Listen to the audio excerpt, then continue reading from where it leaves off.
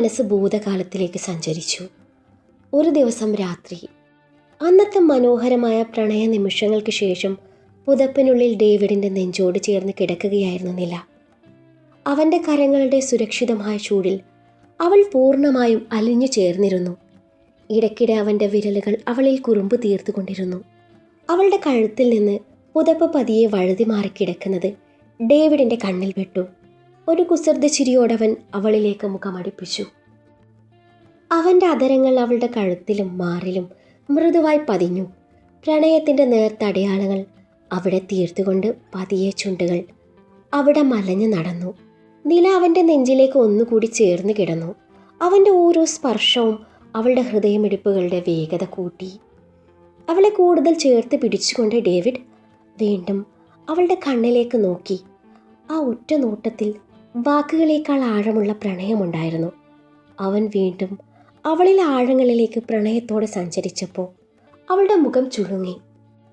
ഇച്ചായ, മതി, എനിക്ക് നോവുന്നു. ആ വാക്കുകൾ കേട്ടതും അവൻ അവളിൽ നിന്നും പിൻവാങ്ങി ഏറെ പ്രണയത്തോടെ അവളുടെ നെറുകയിൽ ചുണ്ടമർത്തി. സോറി, അവളെ തന്നിലേക്ക് ചേർത്ത് പിടിച്ചുകൊണ്ട് അവൻ പറഞ്ഞു. ആലസ്യത്തിൽ നിലയുടെ കണ്ണുകൾ പതിയെ അടഞ്ഞു തുടങ്ങി. നിലാവേ, ഇങ്ങനെ തന്നെ ഉറങ്ങാനാണോ നിന്റെ ഭാവം? അവളുടെ മുഖത്തേക്ക് വീണ് കിടന്ന മുടിയിഴകൾ ഒതുക്കിക്കൊണ്ട് ഡേവിഡ് ചോദിച്ചു. ഇച്ചായ, എനിക്ക് വയ്യ, ഉറക്കം വരുന്നു. അവൻ്റെ നെഞ്ചിലേക്ക് മുഖം പൂഴ്ത്തിക്കൊണ്ട് അവൾ പറഞ്ഞു. രാവിലെ നമ്മളെക്കാൾ നേരത്തെ മോളുണരും. നിന്നെ ഈ കോലത്തിൽ കണ്ടാലേ ശരിയാവില്ല. അവളുടെ കാതരിയിൽ അവൻ സ്വകാര്യം പോലെ പറഞ്ഞതും നില ഒന്നുകൂടി അവൻ്റെ നെഞ്ചിലേക്ക് പതുങ്ങി. ഇനി ഇവളോട് പറഞ്ഞിട്ട് കാര്യമില്ലെന്ന് തോന്നിയ ഡേവിഡ് ബെഡിൽ കിടന്നിരുന്ന തൻ്റെ ട്രാക്ക് പാൻ്റ് എടുത്തണിഞ്ഞു. ശേഷം വാർഡ്രോബ് തുറന്ന് മൃദുവായ മെറ്റീരിയലുള്ള ഒരു നൈറ്റി എടുത്തുകൊണ്ടുവന്ന് അവളെ ധരിപ്പിച്ചു. അപ്പോഴാണ് കണ്ണുകൾ തുറക്കാതെ തന്നെ അവളുടെ ചുണ്ടിൽ വിരിഞ്ഞ ആ കുസൃതി ചിരി അവൻ്റെ ശ്രദ്ധയിൽപ്പെട്ടത്. അറിയാതെ തന്നെ ആ ചിരി അവൻ്റെ ചുണ്ടിലേക്കും പടർന്നു. ദേ പെണ്ണെ, ഇങ്ങനെ ചിരിച്ച് വീണ്ടും എന്നെ പ്രലോഭിപ്പിക്കല്ലേ, ഇനി മോള് താങ്ങില്ല. അത് കേട്ടതും നില ഒറ്റക്കണ്ണ് തുറന്ന് അവനെ നോക്കി. പോടാ, എനിക്കേ നാളൊരു കല്യാണത്തിന് പോവാനുള്ളതാ. കഴുത്തിലെ ഈ പാടം വെച്ച് ഞാൻ എങ്ങനെ അവരുടെ കൂടെ പോവുക? ചുണ്ട് കൂർപ്പിച്ചുകൊണ്ട് അവൾ പരിഭവിച്ചുകൊണ്ട് പറഞ്ഞു. അവളുടെ ആ പിണങ്ങിയ ചുണ്ടുകളിൽ ഡേവിഡ് അമർത്തിയൊരു മുത്തം നൽകി. അവൻ്റെ ആ കുസൃതിയിൽ അവൾ പുഞ്ചിരിച്ചുകൊണ്ട് വീണ്ടും അവൻ്റെ നെഞ്ചിലേക്ക് ചേർന്ന് കിടന്നു. വൈകാതെ ഇരുവരും ആലസ്യത്തിൻ്റെ മയക്കത്തിലേക്ക് വഴുതി വീണു. പിറ്റേന്ന് തങ്ങളുടെ കൂടെ പഠിച്ചിരുന്ന കൂട്ടുകാരിയുടെ വിവാഹത്തിന് പോകാനുള്ള ഒരുക്കത്തിലായിരുന്നു നില. സ്വാതിയും കൂടെ പഠിച്ചിരുന്ന മറ്റ് 4-5 കൂട്ടുകാരികളും ചേർന്നായിരുന്നു യാത്ര. എല്ലാവരും കൂടി ട്രെയിനിലായിരുന്നു പോകുന്നത്. ഇച്ചുവിനെ ഡേവിഡിൻ്റെ അടുത്താക്കിയിട്ടാണ് നില യാത്ര തിരിക്കാൻ ഒരുങ്ങിയത്. കണ്ണാടിക്ക് മുന്നിൽ നിന്ന് ഒരുങ്ങുന്ന നിലയുടെ വേഷം റസ്റ്റ് ഓറഞ്ചും ആൻറ്റിക് ഗോൾഡും ചേർന്ന മനോഹരമായ പാർട്ടി വെയർ ചുരിദാറായിരുന്നു. അതിനൊത്ത ലളിതമായ ആഭരണങ്ങളും അണിഞ്ഞ് മുടി ഭംഗിയായി ഒതുക്കി വെക്കുകയായിരുന്നു അവൾ. അതിനിടയിൽ ഡേവിഡ് ഇച്ചുവിനെ തൻ്റെ നെഞ്ചിലിരുത്തി കളിപ്പിച്ചുകൊണ്ടിരുന്നു. അയ്യോ എൻ്റെ ഇച്ചൂസേ, നീ പപ്പയുടെ നെഞ്ചിടിച്ച് കലക്കോ? അത് കേട്ടതും ഇച്ചു കുഞ്ഞി കൈകൊണ്ട് അവൻ്റെ നെഞ്ചിൽ പതിയെ തടവിക്കൊടുത്തു. ഇപ്പോൾ പപ്പയ്ക്ക് സുഖായില്ലേ? ഇച്ചു പറഞ്ഞു. ഇച്ചുവിൻ്റെ കുഞ്ഞി കൈകളിൽ പിടിച്ച് അവളെ കളിപ്പിക്കുന്നതിനിടയിലും ഡേവിഡിൻ്റെ കണ്ണുകൾ ഇടയ്ക്കിടെ നിലയിലേക്ക് നീണ്ടു. കണ്ണാടിയിലൂടെ തൻ്റെ മേലുള്ള അവൻ്റെ നോട്ടം ശ്രദ്ധിച്ച നിലയുടെ ചുണ്ടിൽ പതിയൊരു നാണപ്പുഞ്ചിരി വിരിഞ്ഞു. ഡേവിഡിൻ്റെ കണ്ണുകളും കണ്ണാടിയിലൂടെ അവളുടെ കണ്ണുകളുമായി ഉടക്കിയതും അവൻ്റെ ചുണ്ടിലും ഒരു കുസൃതി ചിരി തെളിഞ്ഞു. അവൾ ഒന്നും മിണ്ടാതെ നാണത്തോടെ മുഖം തിരിച്ചു. എന്താ പെണ്ണെ? അവൻ്റെ ശബ്ദം കേട്ടതും അവൾ വീണ്ടും കണ്ണാടിയിലേക്ക് നോക്കി. ഒന്നുമില്ല, നാണം മറച്ചുകൊണ്ട് അവൾ പതിയെ പറഞ്ഞു. അപ്പോഴാണ് ഇച്ചുവിൻ്റെ ശ്രദ്ധ ഡേവിഡിൻ്റെ കഴുത്തിലേക്ക് പോയത്. പപ്പേ, ഇവിടെ എന്നാ പറ്റിയതാ? ഡേവിഡിൻ്റെ കഴുത്തിൽ കണ്ട ചെറിയ നഖക്ഷതങ്ങളിലേക്ക് വിരൽ ചൂണ്ടി ഇച്ചു നിഷ്കളങ്കമായി ചോദിച്ചതും നിലയുടെ മുഖത്ത് പെട്ടെന്ന് നാണവും ചമ്മലും കലർന്ന ഭാവം തെളിഞ്ഞു. ഡേവിഡ് ഒരു നിമിഷം നിലയെ നോക്കി. അവളുടെ മുഖത്തെ ഭാവം കണ്ടതും അവൻ്റെ ചുണ്ടിൻ്റെ കോണിൽ ഒരു കുസൃതി ചിരി വിരിഞ്ഞു. അത് പപ്പയെ ഇന്നലെ ഒരു പൂച്ച മാന്തിയതാ മോളെ. വളരെ ഗൗരവത്തോടെ പറഞ്ഞുകൊണ്ട് അവൻ ഇച്ചുവിൻ്റെ കവിളിൽ ഒരു മുത്തം നൽകി. പൂച്ചയോ? ഇച്ചു സംശയത്തോടെ ചോദിച്ചു. നല്ല കുറുമ്പുള്ള പൂച്ചയാ. ഡേവിഡ് കണ്ണാടിയിലൂടെ നിലയെ നോക്കിക്കൊണ്ട് പറഞ്ഞു. ആ പൂച്ച ഇപ്പോൾ എവിടെയാ പപ്പേ? ഇച്ചുവിൻ്റെ ചോദ്യം കേട്ട് ഡേവിഡിന് ചിരി അടക്കാനായില്ല. പൂച്ചയോ? പൂച്ചതേ ഇവിടെ തന്നെയുണ്ട്, ഡേവിഡ് പതിയെ പറഞ്ഞുകൊണ്ട് നിലയെ നോക്കി കണ്ണിറുക്കി. ദേ മനുഷ്യ, ഒന്നും മിണ്ടാതിരിക്കുന്നുണ്ടോ? നാണം മറക്കാനായി അവൾ ചുണ്ടു കൂർപ്പിച്ചു. അത് കണ്ടതും ഡേവിഡ് പൊട്ടിച്ചിരിച്ചു. ഇച്ചൂസേ, പപ്പയുടെ കഴുത്തിൽ പൂച്ച മാന്തിയെന്ന് പറഞ്ഞാ നിന്റെ മമ്മയ്ക്കെന്താ ഇത്രയും ദേഷ്യം? എനിക്ക് ദേഷ്യമൊന്നുമില്ല. പിന്നെ? ഒന്നുമില്ല. അതും പറഞ്ഞ് നില ബാഗെടുത്ത് കണ്ണാടിയിൽ കൂടി അവസാനമായി തൻ്റെ രൂപം ഒന്നുകൂടെ നോക്കി. റെസ്റ്റ് ഓറഞ്ചും ആൻറ്റിക് ഗോൾഡും ചേർന്ന വേഷത്തിൽ അവൾ അതീവ സുന്ദരിയായിരുന്നു. കഴുത്തിലെ ചെറിയ പാടുകൾ ആരുടെയും ശ്രദ്ധയിൽപ്പെടാതിരിക്കാൻ മുടിയിഴകൾ അല്പം മുന്നിലേക്ക് ഒതുക്കി വെച്ചു. അത് ശ്രദ്ധിച്ച ഡേവിഡ് അവളുടെ അടുത്തേക്ക് വന്നു. ഇങ്ങനെ മുടി മുന്നിലിട്ടാ നീ കൂടുതൽ സുന്ദരിയാകുന്നുണ്ട്. അവളുടെ തോളരികിൽ നിന്നുകൊണ്ട് അവൻ മൃദുവായി പറഞ്ഞു. എനിക്ക് സുന്ദരിയൊന്നും ആവണ്ട, പാടാരും കാണാതിരുന്നാ മതി. അവൾ പതിയെ പറഞ്ഞു. അതിപ്പോ കണ്ടാലെന്താ, നിന്റെ ഇച്ഛാൻ്റെ പ്രണയ സമ്മാനല്ലേടി. അയ്യോ ഒന്നുമില്ലേ. അവൾ വീണ്ടും നാണത്തോടെ മുഖം തിരിച്ചു. അപ്പോഴേക്ക് ഇച്ചു ബെഡിൽ നിന്നും താഴെ ഇറങ്ങി നിലയുടെ അടുത്തേക്ക് ഓടിയെത്തി. മമ്മ എവിടേക്കാ പോകുന്നേ? മമ്മ കൂട്ടുകാരിയുടെ കല്യാണത്തിന് പോവാ മോളെ, നില ഇച്ചുവിനെ ചേർത്ത് പിടിച്ചുകൊണ്ട് പറഞ്ഞു. പിന്നെ ഡേവിഡിനെ ഇടം കണ്ടിട്ട് നോക്കിക്കൊണ്ട് ചിരിയോടെ കൂട്ടിച്ചേർത്തു. നിന്റെ പപ്പ എന്നെ അടിച്ചു മാറ്റിക്കൊണ്ട് വന്ന് പെട്ടെന്നൊരു ട്രോഫി ഉണ്ടാക്കി തന്നില്ലായിരുന്നെങ്കിലേ ഞാനിപ്പോഴും സിംഗിളായി നടന്നേനെ. അത് കേട്ടതും ഡേവിഡ് അവളെ വല്ലാത്തൊരു ഭാവത്തിൽ നോക്കി. അടുത്ത നിമിഷം അവൻ അവളുടെ പിന്നിലെത്തി നിന്നു. അവളുടെ അരയിലൂടെ കൈ ചുറ്റി അവളെ തന്നിലേക്ക് അടുപ്പിച്ചു. അവളുടെ കാതരികിലേക്ക് മുഖമടിപ്പിച്ചു പതിഞ്ഞ ശബ്ദത്തിൽ പറഞ്ഞു. എൻ്റെ കൊച്ചിന് ട്രോഫി എന്ന് വിളിച്ചാലുണ്ടല്ലോ മോൾക്കേ, ഇന്ന് രാത്രി തന്നെ അടുത്ത ട്രോഫിക്കുള്ള വകയുണ്ടാക്കി തരും ഞാൻ. അത് കേട്ടതും നില അവനെ നോക്കി കുസൃതിയോടെ ചിരിച്ചു. അത് മോന് ഇന്നലെ രാത്രി തന്നെ ഉണ്ടാക്കി തന്നല്ലോ. അവളുടെ മറുപടി കേട്ടതും ഡേവിഡിൻ്റെ ചുണ്ടിൽ നേർത്തൊരു പുഞ്ചിരി മുട്ടിട്ടു. ദേ വല്ലതും സംഭവിച്ചാലേ ബാക്കി ഞാനേ അപ്പം പറയാം, നില അവൻ്റെ മീശ പിരിച്ചു വെച്ചുകൊണ്ട് പറഞ്ഞു. സംഭവിക്കുമല്ലോ, സംഭവിക്കണമല്ലോ. ഇച്ചൂനെ ഒരനിയം വേണോന്നേ അവൾ എന്നോട് പറഞ്ഞായിരുന്നു. ആ നിമിഷം ഡേവിഡിൻ്റെ കൈവിരലുകൾ അവളുടെ ടോപ്പിനുള്ളിലേക്ക് സഞ്ചരിച്ചു. ഇതിനുള്ള മറുപടി ഞാൻ വന്നിട്ട് പറയാം. മുഖത്ത് വിരിഞ്ഞ ചുവപ്പ് രാശി മറച്ചു പിടിച്ച് അവൻ്റെ കൈ എടുത്ത് മാറ്റിക്കൊണ്ട് അവൾ പറഞ്ഞു. ഇവരുടെ സംഭാഷണം മനസ്സിലാകാതെ ഇച്ചു ഇരുവരെയും മാറി മാറി നോക്കി. പപ്പേ, നിങ്ങൾ എന്തായി പറയുന്നേ? ഇച്ചുവിനോടും കൂടി പറ. ഇച്ചുവിൻ്റെ ആ നിഷ്കളങ്കമായ ചോദ്യം കേട്ടതും നിലയുടെ മുഖത്ത് വീണ്ടും നാണം പടർന്നു. ഡേവിഡ് ചിരി അടക്കാനാകാതെ മുഖം തിരിച്ചു. ഒന്നുമില്ല മോളെ, ഞങ്ങളെ ഓരോന്ന് സംസാരിച്ചതാ. ഇച്ചു ഒന്നും മനസ്സിലാകാതെ അവരെ തന്നെ നോക്കി നിന്നപ്പോൾ നില ഡേവിഡിനെ നോക്കി കണ്ണിരുട്ടി. ദേ മനുഷ്യ. അവളുടെ ആ ഭാവം കണ്ടതും ഡേവിഡിൻ്റെ ചിരി ഒന്നുകൂടെ വലുതായി. ഡേവിഡ് തന്നെയാണ് നിലയെ റെയിൽവേ സ്റ്റേഷനിൽ എത്തിച്ചത്. വണ്ടിയിൽ നിന്നിറങ്ങാൻ നേരം അവൻ നിലയുടെ കൈ പിടിച്ചു. അവളുടെ കയ്യിൽ മൃദുവായി ചുണ്ടമർത്തിയതും നിലയുടെ മുഖം നാണത്താൽ ചുവന്നു. രാത്രിയല്ലേ തിരിച്ചെത്തുള്ളൂ, എത്താറാവുമ്പോൾ നീ വിളിച്ചാൽ മതി, ഞാൻ വരാം. അവളുടെ കണ്ണിലേക്ക് നോക്കി അവളുടെ മുഖത്തേക്ക് വീണ് കിടക്കുന്ന മുടി ഒതുക്കിക്കൊണ്ട് ഡേവിഡ് പറഞ്ഞതും നില അവൻ്റെ നോട്ടം നേരിടാനാവാതെ തൻ്റെ മിഴികൾ താഴ്ത്തി. അവൻ പതിയെ അവളുടെ അധരങ്ങളിലേക്ക് നീങ്ങിയതും നില അവൻ്റെ ചുണ്ടിൽ കൈ അമർത്തി തടഞ്ഞു. ഇച്ചായ, ദേ മോള് പിറകിലുണ്ട്, അവൾ ശ്രദ്ധിക്കും. ഇല്ലെന്നേ, അവൾ ഫോണില്ല. അവളുടെ കൈ പതിയെ മാറ്റിയ ഡേവിഡ് അവളുടെ ചുണ്ടിൽ ഒരു ചെറുമുത്തം നൽകി. ഞാൻ ഇറങ്ങുന്നു, ഇനിയും നിന്നാ വൈകും. നില അവൻ്റെ കവിളിൽ ഒരു ചെറുമുത്തം നൽകിക്കൊണ്ട് പറഞ്ഞു. ഇന്ന് നീ വളരെ സുന്ദരിയാ. ഇറങ്ങാൻ നേരം അവളുടെ കാതോരം മൃദുവായി മുത്തിക്കൊണ്ട് ഡേവിഡ് പറഞ്ഞു. അവൻ്റെ കണ്ണുകളിലെ പ്രണയം കണ്ടതും അവളുടെ ചുണ്ടിൽ നാണം കലർന്നൊരു പുഞ്ചിരി വിരിഞ്ഞു. പൂടാ. അത്രമാത്രം പറഞ്ഞവൾ വേഗം വണ്ടിയിൽ നിന്നിറങ്ങി നടന്നു. അവൾ അകന്നു പോകുന്നത് നോക്കി നിന്ന ഡേവിഡിൻ്റെ ചുണ്ടിലും ഒരു പുഞ്ചിരി തെളിഞ്ഞു. പപ്പേ, മമ്മയെ നോക്കി പപ്പ എന്തിനാ ചിരിക്കുന്നേ? പെൻസീറ്റിൽ നിന്ന് മുൻവശത്തേക്ക് വന്ന ഇച്ചു കൗതുകത്തോടെ ചോദിച്ചു. ഡേവിഡ് ചിരിച്ചുകൊണ്ട് അവളെ നോക്കി. കള്ളിപ്പെണ്ണേ, അപ്പോൾ നീ സീൻ പിടിക്കുമായിരുന്നു അല്ലേ? ഡേവിഡ് അവളുടെ മൂക്ക് പിടിച്ച് കൊഞ്ചിച്ചുകൊണ്ട് പറഞ്ഞു. ഇച്ചു കുസൃതിയോടെ ചിരിച്ചു. പപ്പയ്ക്ക് മമ്മയെ ഒരുപാട് ഇഷ്ടമാണല്ലേ? ആ ചോദ്യം കേട്ടതും ഡേവിഡിൻ്റെ കണ്ണുകൾ വീണ്ടും നില പോയ വഴിയിലേക്ക് നീണ്ടു.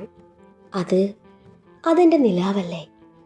ഇച്ചുവിനെ ചേർത്ത് പിടിച്ചുകൊണ്ട് അവൻ പതിയെ പറഞ്ഞു. ആ വാക്കുകളിൽ നിറഞ്ഞു നിന്നത് നിലയോടുള്ള അതിരില്ലാത്ത പ്രണയമായിരുന്നു. അപ്പം ഞാനോ? ഇച്ചു വീണ്ടും ചോദിച്ചു. നീയേ പപ്പയുടെ കുഞ്ഞു നക്ഷത്രം, ഡേവിഡ് കൊഞ്ഞിക്കവളിൽ കൊഞ്ചിച്ചുകൊണ്ട് പറഞ്ഞു. എല്ലാവരും റെയിൽവേ സ്റ്റേഷനിൽ എത്തിച്ചേർന്നു. ട്രെയിൻ വരാൻ ഇനിയും 1 മണിക്കൂറോളം സമയമുണ്ടായിരുന്നു. അത്രയും നേരം ഓരോരുത്തരും ഓരോ കാര്യങ്ങൾ സംസാരിച്ചും കളിയാക്കിയും സമയം തള്ളി നീക്കി. ട്രെയിൻ എത്താൻ വെറും 5 മിനിറ്റ് മാത്രം ബാക്കിയുള്ളപ്പോഴാണ് നിലയുടെ ഫോണിലേക്ക് ഒരു അജ്ഞാത കോൾ വന്നത്. ഹലോ. മറുവശത്തു നിന്ന് കേട്ട വാക്കുകൾ ഓരോന്നായി അവളുടെ കാതുകളിൽ പതിഞ്ഞതും നിലയുടെ മുഖം പെട്ടെന്നിരുണ്ടു. താൻ കേട്ടതൊന്നും സത്യമാകില്ലെന്ന് അവളുടെ മനസ്സ് ഉറക്കെ പറഞ്ഞുകൊണ്ടിരുന്നു. സ്വന്തം ഇച്ഛായനെക്കുറിച്ച് ആരെങ്കിലും പറഞ്ഞതുകൊണ്ട് മാത്രം വിശ്വസിക്കാൻ അവൾ തയ്യാറായിരുന്നില്ല. പക്ഷേ ആ വാക്കുകൾക്ക് പിന്നിലെ ഭയം അവളുടെ ഹൃദയത്തെ അസ്വസ്ഥമാക്കിയിരുന്നു. ഒന്നും പറയാതെ, കൂടെ ഉണ്ടായിരുന്നവരോട് ഒരു വാക്ക് പോലും പറയാതെ നില റെയിൽവേ സ്റ്റേഷനിൽ നിന്ന് പുറത്തേക്ക് നടന്നു. സ്വാതിയും മറ്റുള്ളവരും എന്താണ് സംഭവിച്ചെന്ന് മനസ്സിലാകാതെ അവളെ വിളിച്ചുകൊണ്ടിരുന്നു. നില പക്ഷെ ഒരു കോളും എടുത്തില്ല. റോഡിലേക്ക് ഇറങ്ങി അവൾ കൈ കാണിച്ച് ഒരു ഓട്ടോ നിർത്തി. ചേട്ടാ, ഒന്ന് പെട്ടെന്ന് പോവോ?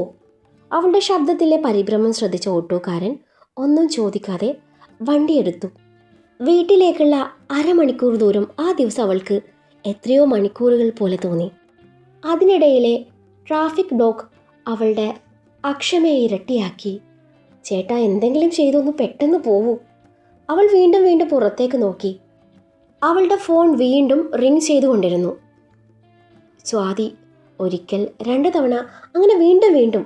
പക്ഷെ നില ഫോൺ എടുത്തില്ല. ഏകദേശം 45 മിനിറ്റുകൾ കൊണ്ട് അവൾ വീട്ടിലേക്ക് തിരിച്ചെത്തി. ഓട്ടോയിൽ നിന്നിറങ്ങി വിറയ്ക്കുന്ന കാലുകളോടെ വാതിലിനരികിലേക്ക് നടന്നു. കോളിംഗ് ബെൽ അമർത്തിയതും ഏതാനും നിമിഷങ്ങൾക്കുള്ളിൽ വാതിൽ തുറന്നു. മുന്നിൽ ഡേവിഡ്. നീ പോയില്ലേ? അവൻ്റെ ചോദ്യം കേട്ടതും നില മറുപടിയൊന്നും പറയാതെ പതിയെ തല അനക്കി. അവളുടെ കണ്ണുകൾ അവനെ മറികടന്ന് വീടിനുള്ളിലേക്ക് പതിഞ്ഞു. ഓരോ മുറിയിലും ഓരോ കോണിലേക്കും. അതെന്താ നീ പോവാത്തെ? ഡേവിഡ് വീണ്ടും ചോദിച്ചു. അത് പിന്നെ എനിക്ക് നല്ല തലവേദന തോന്നി, അതുകൊണ്ട് ഞാൻ തിരിച്ചു പോന്നു. അവൾ എങ്ങനെയോ വാക്കുകൾ കൂട്ടിച്ചേർത്തു. മോളെവിടെ? അവള് വണ്ടിയിൽ നിന്ന് തന്നെ ഉറങ്ങി. ഇന്ന് നേരത്തെ എഴുന്നേറ്റതല്ലേ. വെറുമൊരു മൂളലോടെ നില വീണ്ടും ചുറ്റും നോക്കി. അവളുടെ കണ്ണുകളിലെ അസ്വസ്ഥത ഡേവിഡ് ശ്രദ്ധിച്ചു. നീ എന്താ നില ഇങ്ങനെ നോക്കുന്നേ? അവൾ പെട്ടെന്ന് അവനിലേക്ക് തിരിഞ്ഞു. ഒന്നുമില്ല ചായ, എനിക്ക് കുടിക്കാൻ എന്തെങ്കിലും തരുമോ? തീരെ വയ്യ.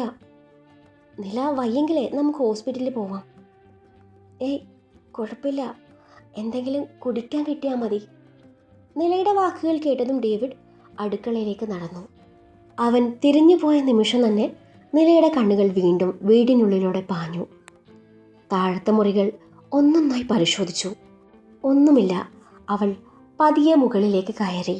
ഡേവിഡ് ശ്രദ്ധിക്കില്ലെന്ന് ഉറപ്പാക്കിയ ശേഷം ഓരോ മുറിയുടെയും വാതിലിലേക്ക് അവളുടെ കണ്ണുകൾ പാഞ്ഞു. അവരുടെ ബെഡ്റൂമിൽ ഇച്ചു ഉറങ്ങുന്നുണ്ടായിരുന്നു. അപ്പോഴാണ് ഒരു മുറിയുടെ വാതിൽക്കൽ എത്തിയ നില പെട്ടെന്ന് നിശ്ചലമായത്. അകത്തു നിന്ന് എന്തോ ഒരു ശബ്ദം കേട്ടതുപോലെ തോന്നി. അവൾ പതിയെ വാതിൽ തുറന്നു.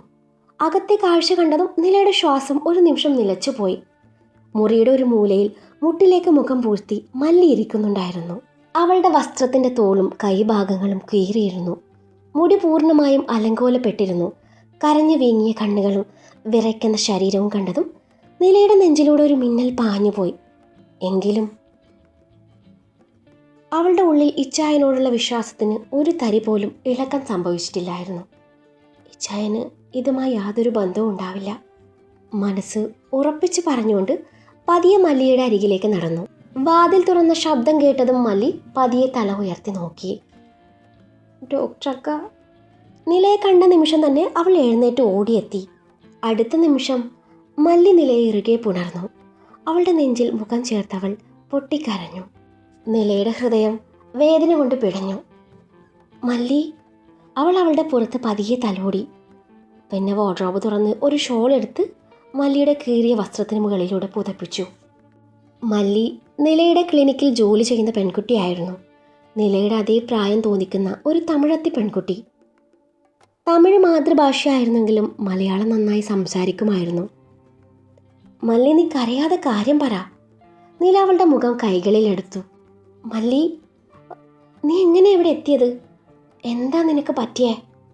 മല്ലിയുടെ ചുണ്ടുകൾ വിറച്ചു. ഡോക്ടർക്ക, സാർ. അവൾക്ക് വാക്കുകൾ പുറത്തേക്ക് വരാൻ പോലും ബുദ്ധിമുട്ടായിരുന്നു. മല്ലി, നീ ഒന്ന് പറയുന്നുണ്ടോ? നിലയുടെ ശബ്ദത്തിൽ ഇത്തവണ ആശങ്കയ്ക്കൊപ്പം ചെറിയൊരു കടുപ്പവും കലർന്നു. മല്ലി കണ്ണുനീർ തുടച്ചു. ഡോക്ടർ മാഡം വിളിക്കുന്നുണ്ട്. ഇവിടെ എന്തോ അത്യാവശ്യ ജോലി ഉണ്ടെന്ന് പറഞ്ഞിട്ടാ സാറിനെ വിളിച്ചു വരുത്തിയേ. അവളൊരു നിമിഷം നിശബ്ദയായി. പിന്നെ കണ്ണുകളടച്ച് വിറയുന്ന ശബ്ദത്തിൽ പറഞ്ഞു, ഇവിടെ എത്തിയതും സാറെന്നെ. അവളുടെ വാക്കുകൾ വീണ്ടും പാതിയിൽ മുറിഞ്ഞു. നിലയുടെ ഹൃദയം ശക്തമായി മിടിക്കാൻ തുടങ്ങി. എന്താ സംഭവിച്ച മല്ലി? നീ ഒന്ന് പറയുന്നുണ്ടോ? നില അവളുടെ കൈ മുറുകെ പിടിച്ചു. മല്ലി പൊട്ടിക്കരഞ്ഞു. സാറിന് മുകളിലെ മുറിയിലേക്ക് കൊണ്ടുപോയി. ആദ്യം ക്ലിനിക്കിലെ എന്തോ അത്യാവശ്യ കാര്യമാണെന്നാണ് ഞാൻ കരുതിയേ. പക്ഷെ വാതിലടച്ചതും സാറിൻ്റെ പെരുമാറ്റം മാറി. ഞാൻ എതിർത്തു, കരഞ്ഞു, എന്നെ വിട്ടയക്കണമെന്നും പറഞ്ഞു. പക്ഷെ അവളുടെ വാക്കുകൾ വീണ്ടും മുറിഞ്ഞു. അവിടെ നിന്ന് എങ്ങനെയെങ്കിലും രക്ഷപ്പെട്ട് താഴേക്ക് വരാനായിരുന്നു നോക്കിയേ. അപ്പോഴാ മല്ലി ഭയത്തോടെ വാതിലിലേക്ക് നോക്കി. കോളിംഗ് ബെൽ കേട്ടതും സാർ അങ്ങോട്ട് ഡോർ അടിച്ചു വന്നു. അവൾ വിറച്ചു. ഇതൊക്കെ ആരോടെങ്കിലും പറഞ്ഞ എന്നെ കൊന്നുകളയുമെന്ന് സാറ് ഭീഷണിപ്പെടുത്തി. നിലയുടെ നെഞ്ചിൽ കത്തി കുത്തിയിറക്കുന്ന വേദനയായിരുന്നു. അപ്പോഴാണ് താഴെ നിന്ന് ഡേവിഡിൻ്റെ ശബ്ദം കേൾക്കുന്നത്. നില. അവൻ അവളെ വിളിച്ചുകൊണ്ട് മുകളിലെത്തിയതും മല്ലിയെ കണ്ടു. മല്ലി ഇവിടെ എങ്ങനെ എത്തി? ഡേവിഡിൻ്റെ ചോദ്യം കേട്ടതും നില അവനെ നോക്കി. ഇവൾക്കിതെന്ത് പറ്റിയതാ? ഡേവിഡ് വീണ്ടും ചോദിച്ചു. അത് ഞാൻ നിങ്ങളോടാണ് ചോദിക്കേണ്ടത് ഇച്ചായ. മല്ലിയെ ഇവിടെ കൊണ്ടുവന്നത് ആരാ? ഡേവിഡ് ഞെട്ടി. നില, നീ എന്തൊക്കെയായി പറയുന്നേ? മല്ലി പറഞ്ഞത് സത്യാണോ? അവൾ എന്താ പറഞ്ഞേ? നീലയുടെ കണ്ണുകൾ നിറഞ്ഞു. അവളെ ഇവിടെ വിളിച്ചു വരുത്തിയത് നിങ്ങളാണെന്ന്. ഡേവിഡിൻ്റെ മുഖത്ത് വേദനയും ദേഷ്യവും ഒരുപോലെ നിറഞ്ഞു. നില, ഞാൻ അങ്ങനെയൊക്കെ ചെയ്യോ? ഞാൻ ഇപ്പോഴാണ് ഇവളെ കാണുന്നത് പോലും. നീല ഒന്നും പറഞ്ഞില്ല. മല്ലി പറഞ്ഞതല്ല അവൾ ഡേവിഡിനോട് വിശദമായി പറഞ്ഞു. ഒരു വശത്ത് സത്യം എന്താണെന്ന് കണ്ടെത്തണമെന്ന ഉറച്ച തീരുമാനം, മറുവശത്ത് തൻ്റെ ജീവനേക്കാൾ സ്നേഹിച്ചിരുന്ന ഇച്ചായനെ സംശയിക്കേണ്ടി വന്നല്ലോ എന്ന വേദന. ഈ ചിന്ത മാത്രം മതി നിലയുടെ നെഞ്ചു നീറാൻ. നില. ഡേവിഡിൻ്റെ ശബ്ദം ഇത്തവണ തകർന്നിരുന്നു. അപ്പോൾ നീ ഇവള് പറയുന്നതാണോ വിശ്വസിക്കുന്നത്? നിനക്കൻ അത്രയ്ക്കും സംശയമാണെങ്കിൽ അവൻ തൻ്റെ ഫോൺ അവൾക്ക് നേരെ നീ. എൻ്റെ ഫോൺ എടുത്ത് നോക്ക്. അതിൽ നിന്നും മല്ലിക്ക് കോൾ ചെയ്തത് നീ കാണുമെന്ന് നോക്ക്. നില മടിച്ചുകൊണ്ട് ഫോൺ വാങ്ങി. വിറയ്ക്കുന്ന വിരലുകളോടെ നില ഫോൺ തുറന്നു. അവൾ നേരെ കോൾ ലോഗിലേക്ക് പോയി. ഡയൽഡ് കോളുകളിൽ സേവ് ചെയ്യാത്ത മല്ലയുടെ നമ്പർ. നിലയുടെ കണ്ണുകൾ ആ നമ്പറിൽ ഉറച്ചു നിന്നു. അതിനരികിൽ കിടന്നിരുന്ന മറ്റൊരു വിവരം അവളുടെ ഹൃദയമിടിപ്പ് പെട്ടെന്ന് കൂട്ടി. Call duration 1 minute. നില പതിയെ ഡേവിഡിനെ നോക്കി.